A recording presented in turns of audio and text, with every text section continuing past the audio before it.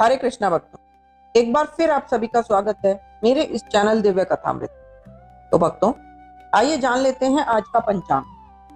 आज तारीख 14 जनवरी 2026, दिन बुधवार, तिथि माघ मास कृष्ण पक्ष की एकादशी जो शाम तक रहेगी। उसके बाद द्वादशी तिथि प्रारंभ हो जाएगी।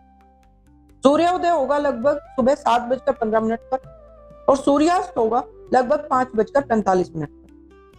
राहु काल लगभग 12:30 बजे से 1:49 तक रहेगा। इस समय आप कोई भी शुभ कार्य या नया कार्य प्रारंभ न करें। और अभिजीत मुहूर्त रहेगा लगभग 3:23 से 5:10 तक। यह समय कोई भी उत्तम और शुभ कार्य करने के लिए अति उत्तम है। अब भक्तों, हम आपको सुनाते हैं सीता नित्य नियम की कहानी, जो हम आपको रोज माघ मास के महात्म से पहले सुनाते हैं। यह कहानी सीता माता कहती थी और श्री राम जी इसे सुना करते थे। एक दिन श्री राम भगवान को किसी काम के लिए बाहर जाना पड़ गया। तो सीता माता कहने लगी कि भगवान, मेरा तो 12 वर्ष का नियम है, अब आप बाहर जाएंगे तो मैं कहानी किसे सुनाऊंगी। श्री राम जी ने कहा कि तुम कुएं की पाल पर जाकर बैठ जाना और वहां जो औरतें पानी भरने आए उन्हें अपनी कहानी सुना देना। सीता माता कुएं की पाल पर जाकर बैठ गई। एक स्त्री आई। उसने रेशम की जरी की साड़ी पहनी थी और सोने का घड़ा ले रखा था। सीता माता उसे देखकर कहती है, बहन, मेरा 12 वर्ष का नित्यनेम सुन लो। पर वह स्त्री बोली कि मैं तुम्हारा नित्यनेम सुनूंगी तो मुझे घर जाने में देर हो जाएगी और मेरी सास मुझसे लड़ेगी। उसने कहानी नहीं सुनी और चली गई। उसकी रेशम जरी की साड़ी फट गई। सोने का घड़ा मिट्टी के घड़े में बदल गया। सास ने देखा तो पूछा, ये किसका दोष अपने सिर लेकर आ गई। बहू ने कहा कि औरत कुएं पर एक औरत बैठी थी। उसने कहानी सुनने के लिए कहा, लेकिन मैंने नहीं सुनी, जिसका यह फल मिला। बहू की बात सुनकर अगले दिन वह साड़ी और घड़ा लेकर सास कुएं की पाल पर गई। सास को वहीं सीता माता बैठी मिली। माता सीता ने कहा कि बहन, मेरी कहानी सुन ले। सास बोली कि मैं एक बार छोड़ तो 4 बार कहानी सुन लूंगी। राम आए, लक्ष्मण आए, देश के पुजारी आए, नित्य नेम का नेम लाए। आओ राम, बैठो राम, तपी रसोई जीमो राम, माखन मिश्री खाओ राम, दूध बताशा पियो राम, सूत के पल का मोटो राम, शाल दुसाला पोडो राम, शाल दुसाला ओढ़ो राम, जब बोलूं जब राम ही राम, राम सवारे सबके काम, खाली घर भंडार भरेंगे, सबका बेड़ा पार करेंगे।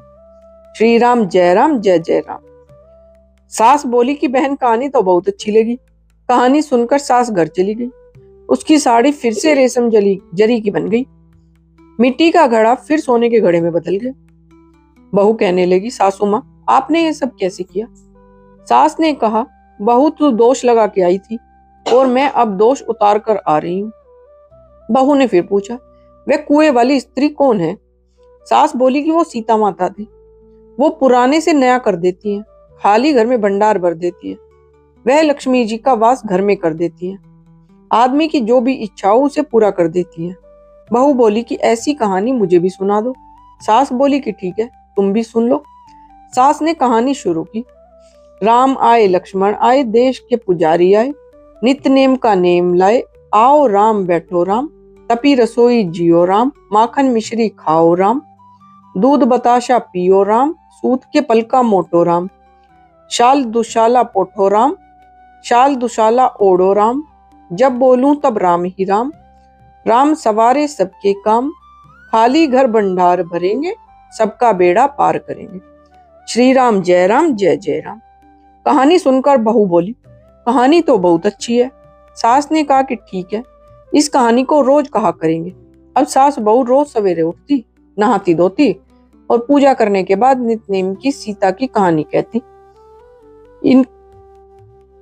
एक दिन उनके यहाँ एक पड़ोस की औरत आई। वह बोली कि बहन, जरा सी आंच देना। तो वह बोली कि आंच तो अभी हमने जलाई ही नहीं। पड़ोसन ने कहा, तुम सुबह 4 बजे से उठकर क्या कर रही हो फिर। उन्होंने कहा कि सुबह उठकर हम पूजा करते हैं, फिर सीता माता की नित्यनेम की कहानी कहते हैं। पड़ोसन ने उनकी बात सुनकर फिर कहा कि सीता माता की कहानी कहने से तुम्हें क्या मिला। वे बोली कि इनकी कहानी कहने से घर में भंडार भर जाते हैं। सारे काम सिद्ध होते हैं, मन की इच्छा भी पूरी होती है। पड़ोसन कहती है कि बहन ऐसी कहानी तो मुझे भी सुना दो। फिर वह बोली कि ठीक है, तुम भी यह कहानी सुन लो। सास ने सारी कहानी पड़ोसन को सुनाई। सारी कहानी सुनने के बाद पड़ोसन कहने लगी, बहन कहानी तो मुझे बहुत अच्छी लगी। अब वह पड़ोसन भी नित्य नेम की सीता की कहानी पढ़ने लगी। कहानी कहने से सीता माता ने पड़ोसन के भी भंडार भर दिए। हे सीता माता, जैसे आपने उनके भंडार भरे वैसे ही आप हमारे भी भंडार भरना। आइए भक्तों, चलते हैं अपने माघ मास के महात्म के 11वें अध्याय की ओर। यमदूत कहने लगे कि हे वैश्य, मनुष्य को सदैव शालिग्राम की शिला में तथा वज्र या कीट चक्र में भगवान वासुदेव का पूजन करना चाहिए, क्योंकि सब पापों का नाश करने वाले, सब पुण्यों को देने वाले तथा मुक्ति प्रदान करने वाले भगवान विष्णु का इसमें निवास होता है। जो मनुष्य शालिग्राम की शिला या हरि चक्र में पूजन करता है वह अनेक मंत्रों का फल प्राप्त कर लेता है। जो फल देवताओं को निर्गुण ब्रह्मा की उपासना से मिलता है, वही फल मनुष्य को भगवान शालिग्राम का पूजन करने से यमलोक को नहीं देखने देता।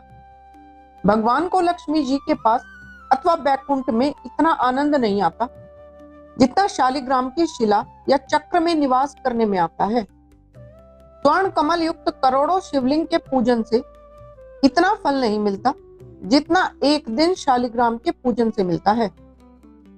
भक्ति पूर्वक शालिग्राम का पूजन करने से विष्णु लोक में वास करके मनुष्य चक्रवर्ती होता है। काम, क्रोध, लोभ, मोह, अहंकार से युक्त होकर भी मनुष्य शालिग्राम का पूजन करने से बैकुंठ में प्रवेश करता है।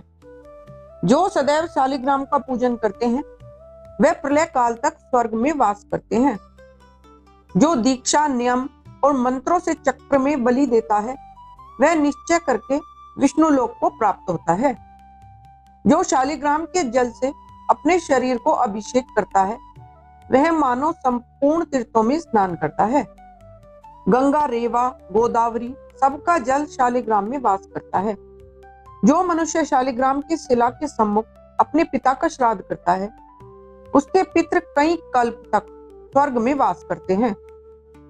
जो मनुष्य नित्य शालिग्राम की शिला का जल पीते हैं उनके हजारों हजारों बार पंचगव्य पीने से क्या प्रयोजन। यदि शालिग्राम की शिला का जल पिया जाए तो सहस्त्रों तीर्थ करने से क्या लाभ।